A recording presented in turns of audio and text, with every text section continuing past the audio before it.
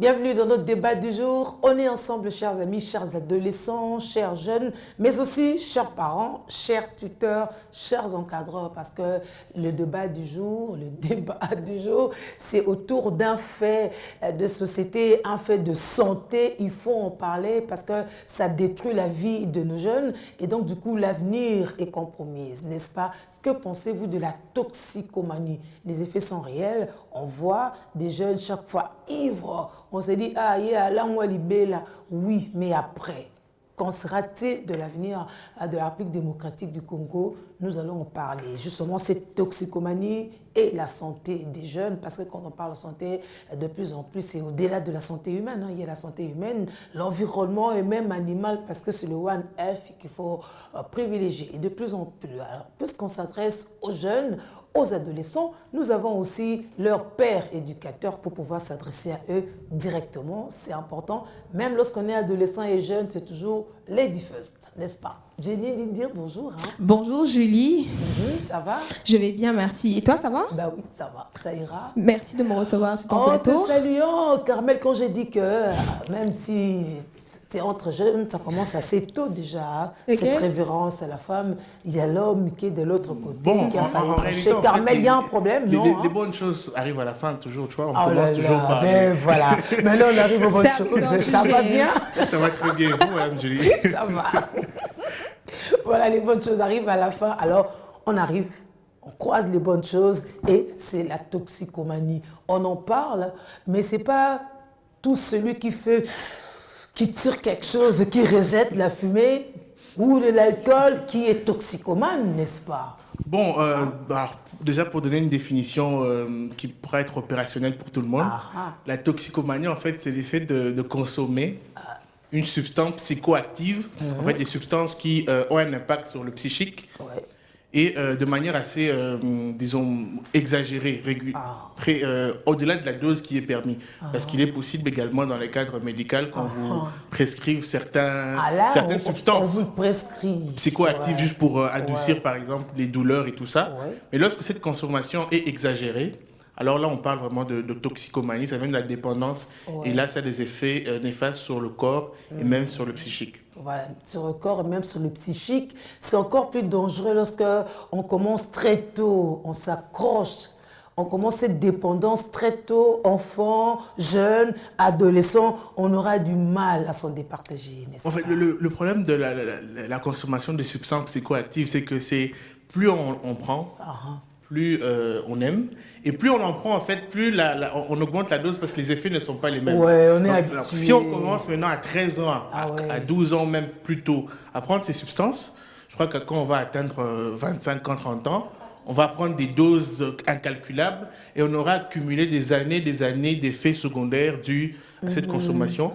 Et souvent, on va se retrouver avec des attardés mentales ou des personnes qui ont des facultés cognitives réduites de manière irréversible. C'est vraiment le danger qui guette notre société, notre jeunesse. Et voilà pourquoi on en parle aujourd'hui de manière assez précise. Il est déjà aux conséquences, mais il y a quand même des causes, n'est-ce pas? Exactement. Qui poussent les jeunes, les adolescents à chercher constamment cette jouissance, ce plaisir. C'est très vrai, en fait, c'est ce que Carmel vient de dire. Aujourd'hui, la toxicomanie prend de plus d'ampleur chez les jeunes. Donc, on parle vraiment de toxicomanie lorsque la consommation des substances psychoactives crée une dépendance chez la personne qui consomme. Je tiens à préciser aussi que, par exemple, l'alcool, c'est une substance. Prendre l'alcool, normalement, c'est pas devenir toxicomane. Mais lorsqu'on devient dépendant de ça, c'est là qu'on développe, on devient toxicomane. C'est comme une cure au quotidien, une cure à vie. On ne peut pas s'en sortir, on peut pas. C'est comme ça avec la drogue, la cocaïne, même les tumbas chez certains parents, tabac, on devient dépendant. Alors, les causes, il y en a plusieurs. Il y a plusieurs causes en fait. Je sais que je me ferai compléter par Carmel. Qu'est-ce qui pousse les jeunes ou les adultes à devenir toxicomanes? En fait, il y a plusieurs autres causes, notamment... moi, j'aime bien citer le manque d'activité, manque d'occupation. On n'a rien à faire, on n'a pas d'activité qui peut prendre notre temps, activité autant pour gagner de l'argent, autant les se sports former, ou apprendre anglais, ou etc. On n'a rien à faire en fait. C'est comme ça que beaucoup des jeunes, par manque d'activité, se disent « Ok, pour me débarrasser la tête, pour ne plus avoir à penser sur la vie, sur les responsabilités que je dois assurer, sur mon avenir, sur ma famille, sur l'argent, je prends de la drogue. Je prends aujourd'hui, je prends demain, je prends une semaine, 2 semaines et je deviens accro. Je prends de la bière. À chaque fois que je prends de la bière, j'ai un ami qui dit « Nga suna meli masanga, faut la 4 bouteilles pour la sentir que la meli. » Donc il te dit « Voilà, il faut que je prenne 4. Et dites-moi aujourd'hui, imagine la semaine s'il prend au moins 4 fois. 4 bouteilles, 4 bouteilles, 4 bouteilles. Vous savez les conséquences qu'il y a, qu'on va citer tout à l'heure. Donc il y a, au-delà de manque d'activité, en parlant de ça d'ailleurs, ça me fait penser à une chanson. Je cite ça souvent. Cette chanson me fait rire en fait. Les jeunes chantent. Ah, là c'est à 17h. Là c'est à 2000 francs nandaku. Na tchakiti libanda. J'avais cru que ma chanson sans souci. Quelqu'un te dit sans souci. Donc je vis ma vie comme ça. Comme ça. Je prends de la bière, je prends de la chicha et ça passe. Je m'en fiche un peu de la famille, je m'en fiche des amis, de l'argent et tout et tout. Donc en fait, à travers cette chanson, les jeunes parlent de leur vie quotidienne. Comment ils vivent sans activité, ils s'adonnent à ça. Moi, j'ai à penser sur ma vie. Moi, je m'inquiète pas.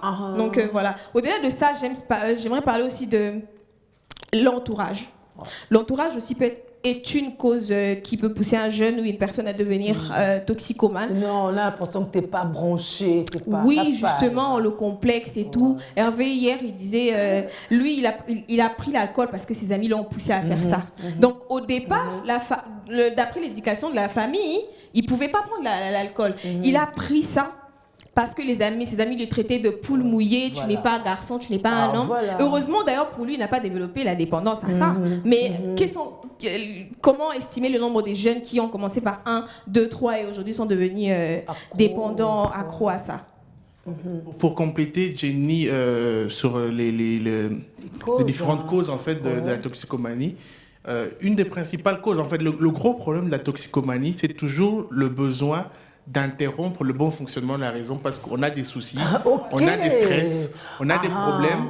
On va interrompre ça pour oublier en fait ces problèmes pendant un moment planer. Et ça veut dire qu'à la longue, on est en train de bousiller ce cerveau. On est en train de bousiller ce cerveau.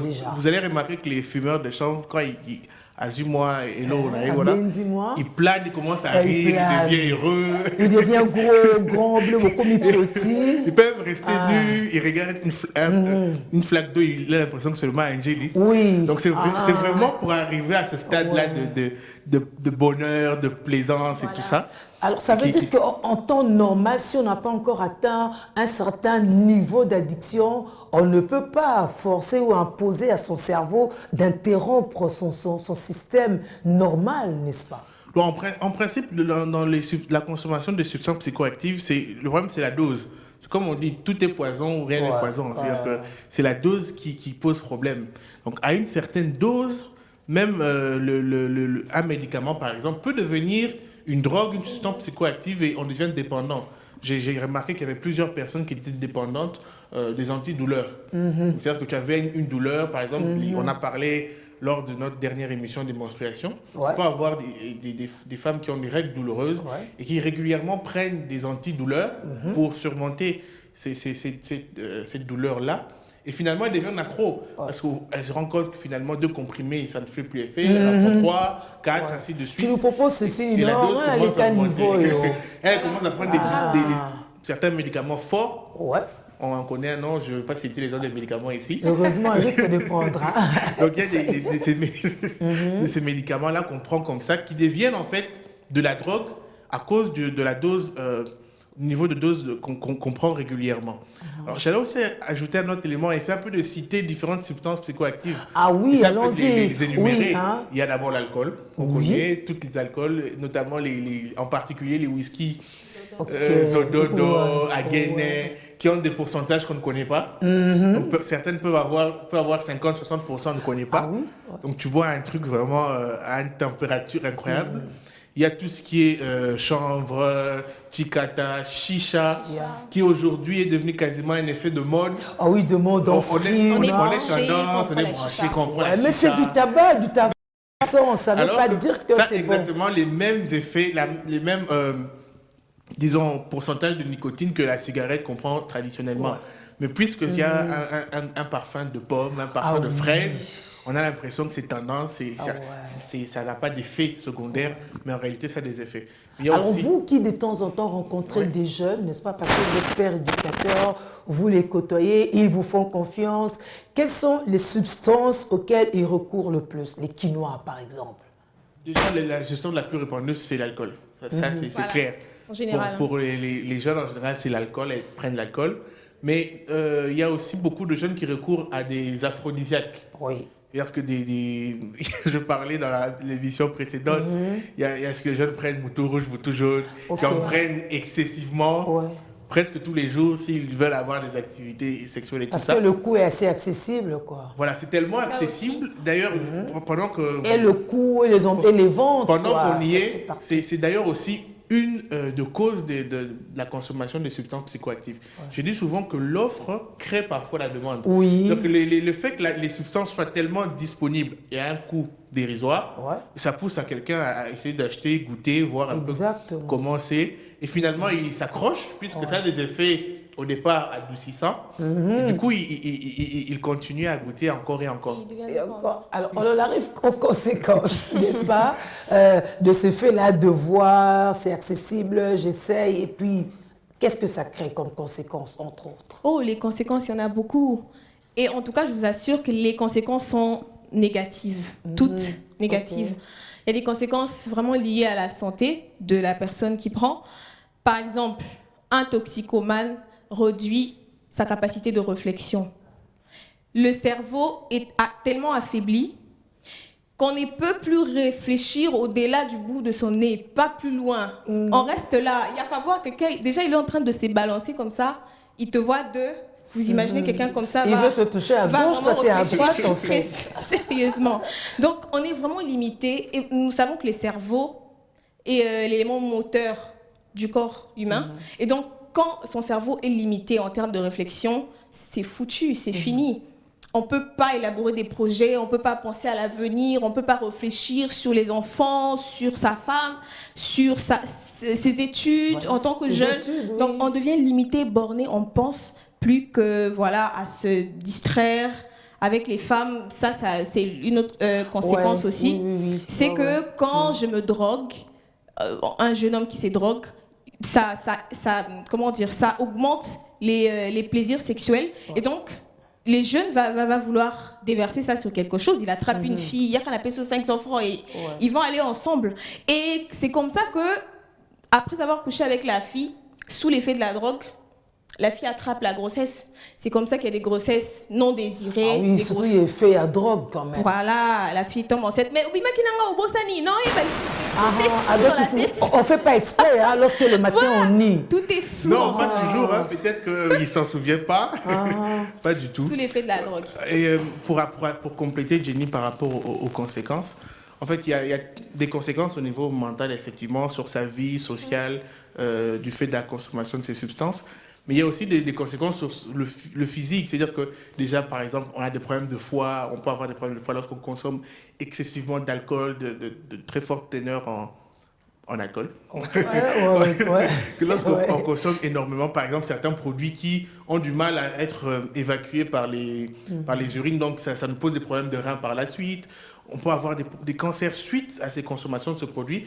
Et on peut avoir en fait des lésions au niveau du cerveau qui sont par exemple irréversibles. Donc toute sa vie, on aura des facultés intellectuelles amoindries parce qu'on a pris très régulièrement des substances. Moi, je me souviens, on avait un taxi, notre chauffeur, tous les matins, il envoyait un enfant qu'on puisse acheter. Bon, j'allais citer le produit, mais acheter un produit laitier, mais en réalité, c'était juste un sachet de whisky. Là, il en prend le matin comme ça, 3-4. C'est des whisky à 40%. Donc, c'est des genres de whisky, tu en prends comme ça te brûle la gorge. D'ailleurs, on appelait ça soupe ou natolo. Ah oui, ça, c'est les termes. À rougir les yeux, quand on était petit, on aimait répéter ça. Un tolo, c'est la poitrine, voilà. hein? Donc tu es souple. Mon atolo. Ok. Ça chauffe énormément. Et ce monsieur-là, qu'il boive ou qu'il ne boive pas, il est toujours en état d'ébriété. Il semble toujours ivre à chaque moment de la journée. Peut-être qu'il n'a rien bu, mais tellement que ses facultés intellectuelles sont détériorées, il a toujours l'impression d'être ivre à chaque moment. Donc voilà un peu les conséquences qu'on peut avoir suite à la consommation de ces substances, mais il y a aussi tout ce qui est comportemental. On sera plus irritable, on sera plus anxieux, on sera plus colérique. Donc tu rencontres un même papa, tu dis bonjour papa, abeti au matin. Qu'est-ce que j'ai fait? Non, mais le gars il a consommé de l'eau, donc tu viens l'embryo. Donc c'est un peu ça les différentes conséquences. Et dans un pays où une jeunesse, une grande partie de la jeunesse est dans ça, il est difficile d'arriver à un développement quand même inclusif et durable. Pour revenir un peu en arrière, en fait, je ne veux pas qu'on passe ce point. Je reviens un peu sur les causes. Oui. Je t'ai pris la parole là. Ok. Oui, mais au fait, on a parlé des causes qui peuvent pousser les jeunes à devenir toxicomanes, mais il y a un aspect aussi, la responsabilité revient d'une part aux parents. Vous savez, un enfant qui a grandi dans une famille où papa prenait de l'alcool du matin au soir, tous les soirs, achète-moi, sombelangai, zododo, sombelangai, bo. Une fille ou un garçon qui a grandi comme ça, maman, c'est une consommatrice incroyable. C'est resté dans la psychologie de l'enfant. Et tout le temps, il voit papa, quand papa a des soucis, il prend de l'alcool. Alangwe, aoki bien.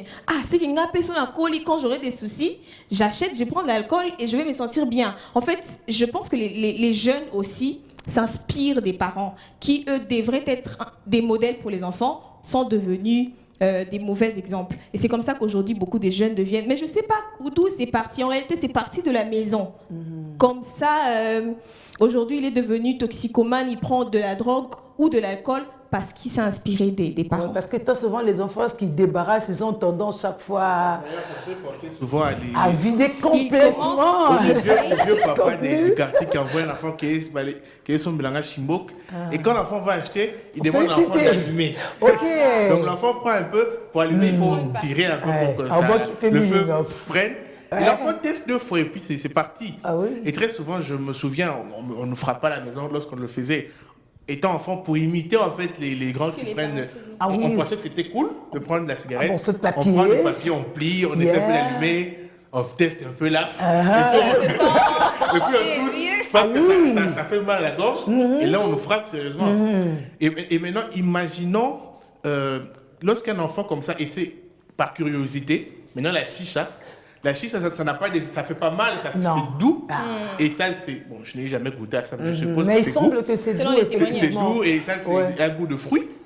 Donc, il va se dire, mais je continue, c'est un plaisir, c'est comme du chewing-gum. Je ne perds rien. Je ne perds rien en le faisant. Donc, c'est ça, en fait, qui crée, en fait, toute cette dépendance à ces substances-là. Exactement. Mais pour insister aussi sur une des causes, on est revenu quand même sur les causes. Les causes produisent des effets. C'est-à-dire qu'aujourd'hui, on a une législation quand même qui est assez claire sur la vente des stupéfiants à des enfants. Arrivons à ça, parce qu'elle parlait des parents qui parfois laissent faire. Alors les parents, c'est l'État aussi, n'est-ce pas? Or, on a dit que ça se vendait à vil prix et partout. Voilà. C'est-à-dire qu'aujourd'hui, parce que nous, en tant que pères éducateurs, nous sommes également des jeunes reporters. On accompagne des enfants reporters qui sont un peu comme des vous êtes toujours jeunes reporters, hein? Oui, qui sont un peu des petits... Alors, avec un enfant reporter, on a fait une petite expérience. Je l'ai envoyé avec un micro-cravate, une sorte de micro caché, pour aller acheter une cigarette. Lui, il n'avait que 13 ans. Et il est allé à 4 points de vente de cigarettes. Il a acheté différentes marques de cigarettes sans problème. Et on l'a allumé la cigarette sans problème. Donc ça montre clairement que malgré que la législation interdit clairement la vente de cigarettes aux enfants, la vente d'alcool aux enfants, mais dans la pratique, on vend à tout le monde, même à un enfant de 5 ans, on vend la cigarette. Oui, c'est une marchandise. Le vendeur veut écouler, c'est tout. Mais donc on doit sanctionner parce qu'on ne peut pas vendre à des enfants. Et donc, parce que là, c'est le rôle de l'État de sanctionner des personnes qui vendent de la cigarette aux enfants. Et aussi pour compléter, Carmel, c'est vrai qu'il faut interpeller les vendeurs parce qu'en tant que vendeur, d'une certaine façon, il veut écouler sa marchandise, chose qui n'est pas bien, on n'encourage pas ça, mais aussi pour les boissons comme Zododo, comme tout ça là, ça, moi je pense que ça revient à l'État de faire appliquer les règles qui existent déjà. De sorte que ces genres de produits qui ne sont même pas testés et tout, ne soient plus à la portée de tout le monde et surtout des jeunes. Voilà. Oui, carrément. Donc c'est les plaidoyers en principe que vous, jeunes, meniez ou devrez continuer à mener. Oui, en fait, dans notre plaidoyer, on montre que les responsabilités sont partagées. Il y a d'une part les parents qui doivent veiller à ce que les enfants aient une très bonne éducation dès le départ. Ne pas montrer le mauvais exemple aux enfants en prenant soi-même, en étant souvent très dépendant soi-même des substances psychoactives. Ou bien quand on en prendre la bière, c'est pas ça le problème. Mais c'est quand ça devient excessif et que ça crée une dépendance. Alors si on en prend en dehors de la vue des enfants, hors de la portée des enfants, c'est pas un problème. Parce que les parents, ils font comme les parents, oui, les enfants. Les enfants, ils font qu'imiter ce que les parents font. Donc, si tu prends de la drogue devant eux, les enfants aussi vont imiter la même chose. Et il y a d'autre part le gouvernement qui a une responsabilité, celle de faire appliquer la loi, de sanctionner ceux qui vendent des substances psychoactives aux enfants et aux personnes de moins de 18 ans de manière générale. Donc, il faut les sanctionner. Et je crois que si ces mesures sont prises et aussi en ajoutant la sensibilisation que nous faisons en tant que père éducateur également, je pense que la situation peut changer. Mais ça, c'est pour ceux qui n'ont pas encore commencé à prendre. C'est ça, pour ceux qui n'ont pas encore commencé. Adressons-vous maintenant à Bao, mais la déjà basé dedans, elle recoute peut-être, mais voilà. Pour ceux qui prennent déjà, en tout cas, nous, ce qu'on faisons en tant que père éducateur, on n'est pas des professionnels de santé, mais on va les référer vers des prestataires qui vont les prendre en charge. Parce que la dépendance, la toxicomanie, ça se soigne, ça se prend en charge par des spécialistes. Et à travers le Programme national de santé d'adolescents, également son partenaire l'OMS, il y a des centres de jeunes qui ont été mis en place dans différents hôpitaux, généralement dans les hôpitaux de référence, soit à Kitambo, à Massina Angeli, où il y a des prestataires qui sont formés pour accompagner les jeunes sur les questions de santé des adolescents et de bien-être des adolescents, de manière générale. Donc moi, j'invite ces adolescents, ces jeunes, à s'y rendre pour être pris en charge, parce qu'il ne faut pas vous isoler dans votre coin. C'est vrai que la dépendance, elle est forte, mais elle peut se vaincre, on peut y mettre un terme, mais il faut accepter qu'on puisse t'aider, il faut en parler aux autres pour avoir une solution. Jenny, on conclut? Oui, je vais dans le même sens que Carmel. Nous avons été formés en tant que pères éducateurs pour déjà être capables d'échanger facilement avec les jeunes, mais aussi leur orienter vers des personnes qui vont vraiment les aider. Nous, on donne l'information, mais ils doivent être orientés dans des centres de santé, les cercles des jeunes qui existent déjà, qui vont les accueillir à bras ouverts, peu importe les questions ou le problème, pour que finalement, par exemple pour la question de la toxicomanie, qu'il y ait de moins en moins de jeunes qui deviennent dépendantes aux substances psychoactives. Alors je m'adresse aux jeunes. Tout à l'heure, je me suis adressée aux jeunes. Donc là, maintenant, je vais parler un peu aux parents. J'ai évoqué le fait que les parents, vous êtes un modèle et les enfants vous imitent.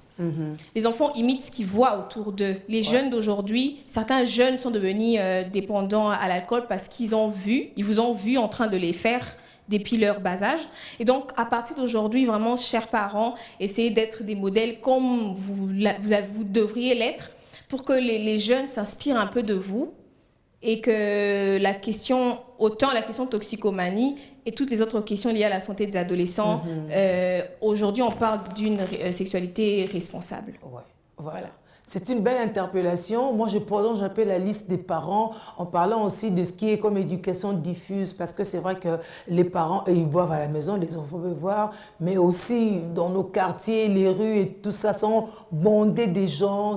C'est plein de débris de boissons. On ne sait plus où est-ce qu'il y a une terrasse, où est-ce que c'est sous un arbre et tout. On boit à la longueur de journée, on fume dans tous les sens. Ça aussi, on devrait éviter pour protéger notre jeunesse.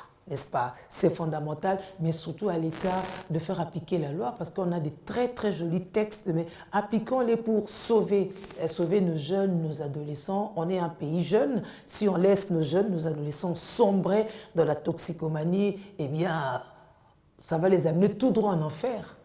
Tout droit à la mort aussi. À la mort, c'est l'enfer. Ils peuvent commencer l'enfer ici-bas et ils ne vont pas servir la nation tel qu'on le veut. Alors, merci à vous, Jenny et Carmel. Merci. En tout cas, c'est toujours un plaisir de vous voir. Vos yeux de biche sont toujours aussi envoûtants. Merci beaucoup de revenir. Carmel, il est flatteur. Voilà. Et à très vite.